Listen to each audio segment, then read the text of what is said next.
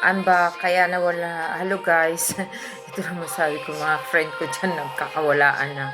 Kaya naman ako nawala sa YouTube dahil may pinagdadaanan ako. Mm, may pinagdadaanan ako, at saka parang, ano, may something ako na o kaya umalis ako sa YouTube, nagtigil muna ako, nag TikTok ako, ako, pero hindi pa rin na na ang ko. Hanggat sa 2024, mas lalong umano ang ko. May pinagdaanan ako, pumayat talaga ako. Oo, pero alam mo, sa totoo lang guys, share ko lang yung pinagdaanan ko na paano ako naka-survive sa inanuhan ko. Yun nga, walang nakaalam kahit ni isang kaibigan, friend, na may pinagdadaanan ako. Tapos, ang ko lang is only God. Ang pinagsasabihan ko sa lahat ng ko, yung sakit sa loob, sakit ng bawat araw-araw, minsan umiiyak na lang ako na pumapatak ang luha ko at nag-wonder bakit mabait naman akong tao, di ba? Bakit ganito ang dinanas ko?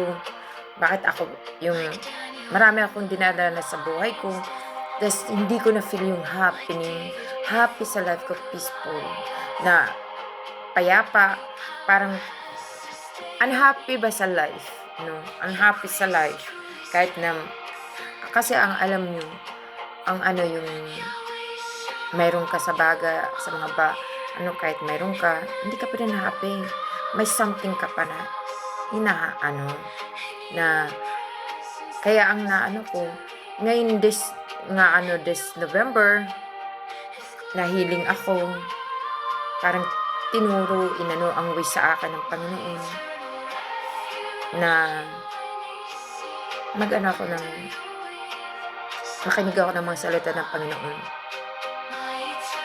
Doon ko nahanap na kailangan ko na magbalik sa loob. Dahil dati, nung bata talaga ako, nag-teenager, nagbabasa ako ng Bible, nagpupunta ako ng worship, pero nung napunta ako sa ibang bansa, parang naligaw ako sa landas.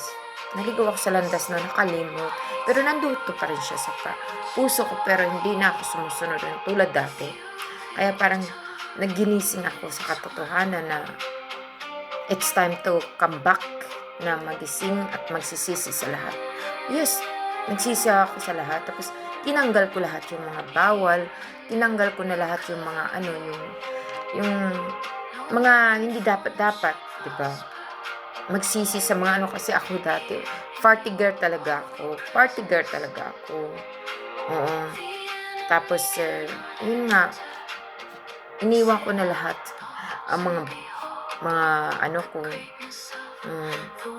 At ito na nga, babalik ako para mabahagi sa salita ng Panginoon. Kaya yung mga dyan na halos na sila, huwag kayong give up.